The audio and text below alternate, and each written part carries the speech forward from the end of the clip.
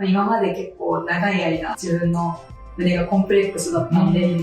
きつかったことが嬉しいので、来年の夏はビキニ着たい。めちゃめちゃ綺麗にやっていただいてありがとうございます。脂肪吸引、豊胸メインで行っている森脇慎です。今回は27歳女性のシリコンバック豊胸、右に 225cc、左に 210cc、ミニサイズを入れた方のカウンセリングからマーキング風景、施術、1週間後のダウンタイム経過、ビフォーアフターを紹介していきます。それでは早速見ていきましょう。まずはカウンセリング風景です。どんな感じにしたいとかあります？なるべくそのバッグとの境目とかわからないようにしたいんです。形とかなんかそういう、例えばこうやってたらちょっと離れる人とかいるじゃないですか。今結構綺麗なんですよね。流動回円とかスライムとか、そこの線が同じぐらいになって、入れるところとしてはここのフィルムの材料を生かして入れるのにいいんですけど、あとは例えばですけど、近い形前に出したりとかしてしたりとか、あんまりね。確かにちょっと離れてるのは嫌だ。なるべく自然な感じで、ボリュームアップするけどあんまシリコン感ない感じで、一部で大きくしたりとか、そんなにすごいこだわりがあるわけではないけど、左右の差はあるんですか？多少ね、大体の人左が大きいんですよ。そこでも大丈夫だと思いますけど、しっかりシリコン入れると変わるので、ちょっと見ていきましょう。シリコンなんですけど、触ったらです。こんな感じのやつで、大事なのが、どこから入れるかと、どこに入れるかと、でどこから入れるかなんですけど、一般的に入れる方法としては、脇と乳房外の下のところですね。あるんですけど、傷止めじゃないものがあるんですよ。たまになんですけど、やっぱその水着着た時にバレたり、水着着たらここに見えない水があるから、それを重視している人はこっちから入れることなんですけど、こっちがいいからこっちからあります。青は傷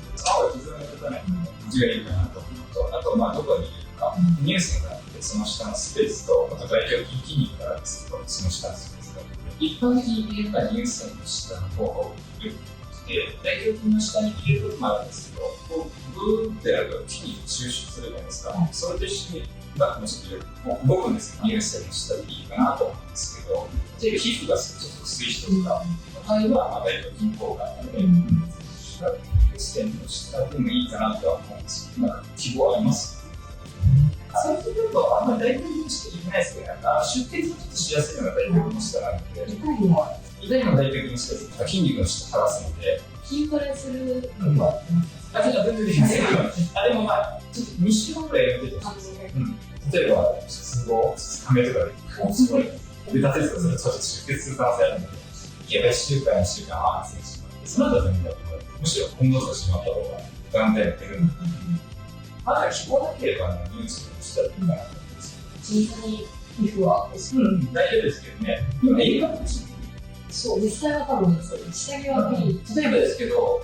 若干少なめの人に大きめのサイズ入れるとかだったら、ちょっと大量にした方がいいかなと思うんですけど、自然な感じですので、それだったら全然ニュースにしたらいいかなと思います。足からのニュースにしたらいいでしょうか。で、最後に何を入れるか、これが一番大事なんで、1.5センチから10.75センチぐらいなんですよ。サイズ感、財布のボリュームです。これが275。でかい方でます。これ大きいですよね。270なんですよ。サイズ、この何 cc のやつを入れるかと、あと高さがあるんですね。ミニデイフルコース。シリコンバックホークが一番多くやってるのがアメリカなんですけど、アメリカの人ってのはすごいダイナマイトグループみたいな、ロケット型みたいなのが好むことがあって、そういう人はこういうフールとかこうするんですけど、多分日本人がやったら本当にロケットみたいなものになります。一般的に使われるのがデミかミニなんですよ。そのフラットだとの感じだったら、これアメリカサイズなんで若干下げた方がいいって、もしデミ10だったとして200前後のやつなんですけど、意外とデミで結構シリコン感出ちゃうので、そう。これが正型の人に230デミなんですよ。ちょっとシリコン感あるじゃないですか。そういうとかが着ると結構綺麗にできるんですけど、ただ、その自然な感じを進めるのはミニな、これミニなんですよね。225で、なので、この人の正型でやらせていただいて、これだと全然自然な感じで、どっちがいいんですか？デミもね、結結構大きいですよ。昔だとすごい大きくして、400個増えて、そうですね、ミニがいつも無難かなとは思います。200個入れるとちょっと自然が、ちょっと人によって違うので、自然な感じで入れたいみたいなミニ、200前後入れてあげると、カップ数、例えば2カップ、1.5 から2カップぐらいで上げてあげて、ミニが一番自然かなとは思います。そこら辺でやってもいいですし、それが変だったらまあいいですけど。ちょっとずつ、それはね、デビューぐらい。ちなみにぐらい。で、ヨーグルトの周り。そうですね、ちょっといい感じ。まあ、それぐらいでもいいかなと思います。もしやるなら、ミニで自然な感じで、それでも2カップぐらいいけると思いますけどね。なんとなくイメージが出ました。そうです。一番デビューはすごいですよ、日本では。デビューは200前後、230とかが一番多いんですけど、ちょっとね、痩せ型の人だと人口がないつつ、この人が見てもちょっと分かるかなってなっちゃうので、本当ミニで200前後だと、おそらくバレないみたいな。触るとちょっと分かるかもしれないですけどね。そんな感じで、自然な感じで、形きれいにしてるんだったら結構ミニがおすすめです。あと、リスクなんですけど、一応やっぱりシリコンなんでリスクはあるんですよ。一番起こしたくないのは感染。その物を入れるので、バッて感染しちゃうことはゼロじゃないので、なるべくないようにしますけど、なので、もし、実は発熱とか赤みとか痛みとかあったら、見たらすぐ治るので、そこはシリコンでいいと思うんですけどね、スモ呼吸だといろんな層に入れてるので、すごい感染が広がっちゃうと取るの大変なんですけど、シリコンの場合だと抜いたら収まるんですけど、リスクになった時も簡単に実在です。感染も。あとは、公式体感染が出るんですけど、出る時あるんですけど、でも基本的に数ヶ月、3から6ヶ月経つとあんまり馴染んでくるので、そこも大丈夫だと思います。それだとマッサージに優しくて、すごいグーッと押すと、ちょっとそれは刺激になるんですよ。ダメだよ、1週間伝えます。してもらったら、結構出にくいのと、手でも戻っていきます。安心するかなと思いますね。何年ぐらい持つんですか？昔のやつだと10年くらい後半だったんですけど、何もなかったら今は大丈夫です。ポテバーですとかゾーンに組まれてる大丈夫なので。あ、そうなんですか？そう、すごい再生能力が強い。最終出さなくていい。あれ大丈夫大丈夫。そうなんですか？昔のやつとかだとサラサラなんですよ。テクスチャータイプでサラサラのゾーンが。アメリカで昔作られたやつで、正面がガラガラのやつだったんですよ。それとかだと、ちょっと炎症反応が起こってっていうのが報告されてたんですけど、今はそういうのがないような製品になってるので、基本的に何もなければ、交通事故でぶつかって破損したとか、そうだと取り替える必要がありますけど、何もなかったら別に大丈夫です。傷跡ですけども、3センチあるんです。その傷跡なんですけど、あとの脇の皮膚の活性に沿って作るので、気にならないかなと。リコンなんですけど、入れて、どうしても若干人工感は出るんですよ、脂肪よりは。それでちょっと気になる人は、後からでいいかなと思うんですけどね、後で脂肪注入してもいいし、同時にピックでやってもいいけど、シリコンにきれいにされていくんだったら、お金みたいです。後からでいいかなと思います。なんかここまで聞きたいことだったら。最初、脂肪で考えたんですよ。そうなんだ。ここに来る前、カウンセリングとかで脂肪で見てたんですけど、脂肪何やかんや、縮んで元に戻ると思ってた。そうですね。症例とか見てても、1ヶ月後くらいあんまり差がないですね。だからすごい一箇所に塊入れると、そういうリスクが上がっちゃうんですよ。だから脂肪呼吸で考えてる人は2回3回やって徐々に上げていくのが安全かなと思って、そこで考えてる人はいいと思います。ただ1回でってなると結構人数あるんですよね。だからどんなにやって半分以下なんですよ。だから300入れても150のこといいと思うんですよ。人によっては30残らないです、30% 残らないです結構差があるので、シリコンだと1回でしっかり食べてて、しっかり適切なことにないと、サイズ、そのバッテリーとかできれいにはなってくるので、そこがいいかなと思います。もちろん脂肪もいいんですけどね、あとそれもメリットでいいとかあるので。細なくていいならシリコンでいいです。結局かかるお金が仕事で一緒になるって聞いてたんで。だから出す人で一番多いのは、もうちょっとサイズを大きくしたいっていうのが多いです。だから230入れたけど、5年後になってもっとダイナマイトしたい。1回で入れないです、だからちっちゃいの入れといて、皮膚が伸びてきたら変えて入れて、作るっていう人はいるけど、あとは例えば交通事故とか、すごい、こうやって破損したとかは、例がありますけど、すごい、半月大丈夫と思うんですね。ああ、大丈夫そうですね。じゃあちょっと、サイズだけ、もしじゃあやるならミニの前後って言ったらいいんですよ。じゃあちょっとそこで調べてみましょうか。以上がカウンセリング風景です。施術日のマーキング風景に入ってきます。今回でシリコンバック包協を入れていきますので、通常の一般的に女性に左がちょっと大きく気が少ないので、今回、右と左左右差若干つけたので、誤差の範囲内の大きさで変える感じのシリコンを入れていくと思いますね。ちょっとなんでやろうと思ったかだけ教えてもらっていいですか。今まで結構長い間自分の胸がコンプレックスだったので、これを機にちょっと外性転換でできるっていうことがあって、自分もちょっとコンプレックスなくそうと思って、思い切ってやってみよう。いいですね。今回モニターに参加してもらってやる感じしてるので、シリコンの方初めて緊張しますよね。どういう感じにしたいとかありますか？あんまり急に大きくすると周りのもちょっと怖いので、自然な感じで大きくなればいいなと。そうですね。今回はシリコンとモディが200前半のやつ入れる、かなり控えめのやつ入れる。すごいパーンとか目みたいなやつよりはちょっと控えめでサイズアップする感じで、ちょっと形メインで作っていこうかなと思って、そんな感じでやっていきますね。まずマーキングで大事なのは真ん中のシェル使って境に有効のところを切っていく。で、本来のラインも結構もうすでに綺麗なので、あまり変えずに入れていく感じにしようかなと思いますね。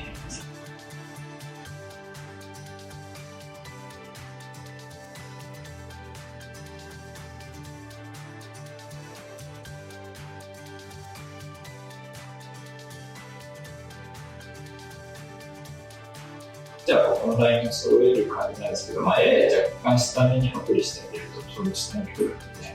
ただあんまり上が剥離すると上に乗っちゃうので、そこら辺をちょっと考えながら、手術は行っていく感じですね。バランス見ながらやっていきますね。でしっかり内側剥離してあげると、シリコンのちょっとネット付近離れる修正があるので、なるべく内側にして、外側若干剥離をして、内側に収める感じで、手術やっていきますね。こんな感じでマーキングして今からいきます。次に施術風景に入っていきます。一部グロテスクなシーンがあるので、苦手な方は1週間後のダウンタイム経過までスキップしてください。まずは麻酔ですね。この白い液体プロポフォールを点滴から流していって眠ってもらいます。だいたい流量が40から45ぐらいで流すことが多いです。次に消毒ですね。シリコンバック包協で一番起こしたくないのがこの感染です。なのでしっかりと感染対策の消毒を入念にするのが大事になってきます。いよいよオペに入ってきます。まずは麻酔ですね。傷跡のところ3センチぐらいを麻酔を行っていきます。さあ次にメスでその部位を切っていきます。今回は小さめのサイズなので3センチほど切ってそこから入れるようにするようにしています。さあそしてこの青い電気メスで止血しながら剥がしていきます。今回は乳腺下という部位に挿入するので、まずメルクマールとなる大胸筋を探すためにこういった長い電球メスなどを使ってカッティングしながら大胸筋を探していく感じですね。両手で筋交を持ってもらって開いたまま剥離を行っていきます。さあそしてある程度剥離したら、今このチュメセント液という麻酔液をお胸全体に巻いて、麻酔で痛み止めの作用と同時にこのチュメセント液の中には止血作用のあるエピネフリンも入っているので出血予防にもなりますね。ちょっと剥離するときに痛がって動いているのがわかるかなと思いますね。寝ているんですけど痛みは感じるので静脈麻酔は若干動くことがあります。こうやって全体的に麻酔を巻いていきますね。さあそしてこれ金色のものがライト均衡というものを入れて中を見ながら電気メスで剥離をしていっています。見えるところはしっかりと目視しながら組織を剥離するのが大事になってきます。このように剥離を進めていきます。そして奥の方の組織はこのブーメラン鉗子を使ってしっかりとスペースを乳腺の下で均一になる層で剥離していきますね。そして最後にこのハサミのような形をしている爆粒鉗子というものでしっかりと他の層も気にしながら全体的に剥離してスペースを作ります。そしてある程度剥離したら、その剥離したスペースに入るかどうかを空気を膨らまして確認します。さあ、ここからいよいよシリコンバッグを開封していきます。このモディバの袋に入ったものを今取り出して、茶色いこの液体がポピドン用ですね。シリコンバッグしっかりとポピドン用で出して消毒することによって感染を防ぐ確率を高めてくれます。さあ、そして開けたら、このビニール袋みたいなものがケラーファネルです。このケラーファネルの中に用土が入ったシリコンバッグをそのまま入れます。そしてケラーファネルを持ってスムーズに出るのを確認してゴムレの中に入れていきます。ぐーっと押し出して入れていきますね。3センチの隙間なのでややちょっときつそうですが、こうやって押しながら入れていきます。さあ、今入りましたね。これで両側入ってます。そして左右でしっかり確認して、こちらでシリコンバッグ補給の施術が一通り終わったということになります。術後のだけ痛みとかどうですか？痛みはちょっと鈍痛はあるんですけど、そんなに大丈夫です。思ってたほどはないです。ちょっと痛くなってくるとね、今麻酔効いてるのに痛く感じたことないと思うんですけど、はい、1週間ぐらいして痛いって張ってる感じは数ヶ月ぐらいあるので、そこだけちょっと柔らかく優しくマッサージとかこういうふうにほぐしてあげると早く自然になるので、あとちょっとね、ここ、一部傷跡のところのちょっと上のところ、若干擦れて皮膚が若干擦れてるところあるので、まっすぐなようにわかります。なんか聞いてきたことあります？いや、めちゃめちゃ綺麗にやっていただいてありがとうございました。右の方が大きめサイズで入れてるんですけど、まだちょっと左の方が大きい感じは若干あるんですけど、馴染んできたらもうちょっと自然になるので、ちょっと休んで。はい、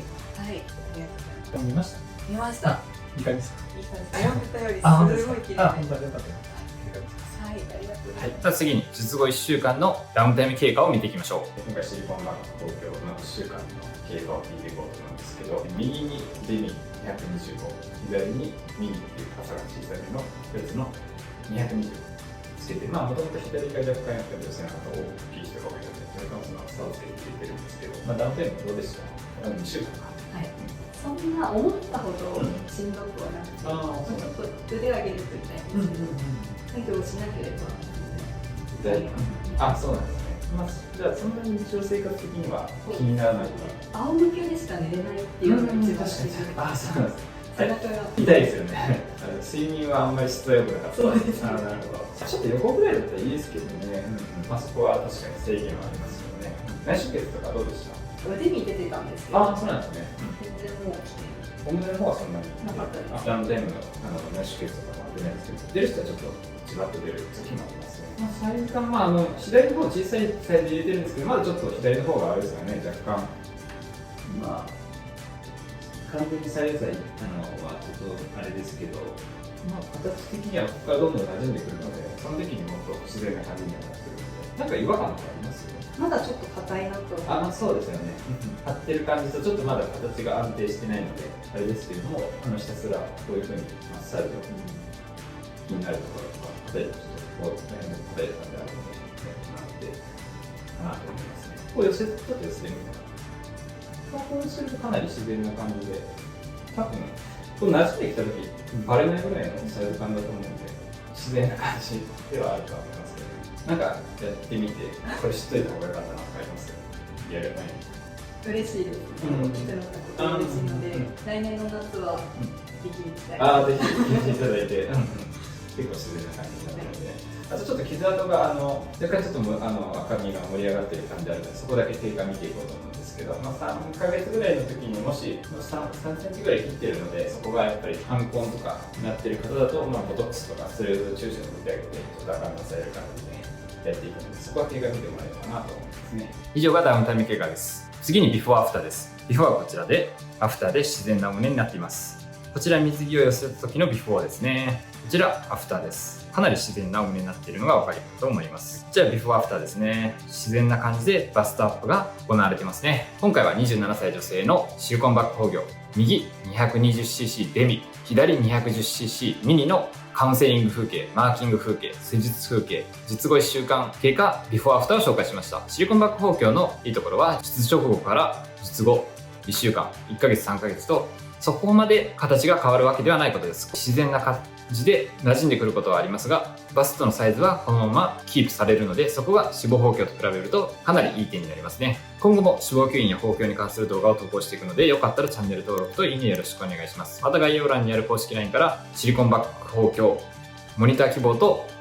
ご連絡いただけると、毎月5名限定の特別キャンペーンモニターをモニター審査なしで適用とさせていただきます。興味がある方は概要欄からご連絡ください。それでは。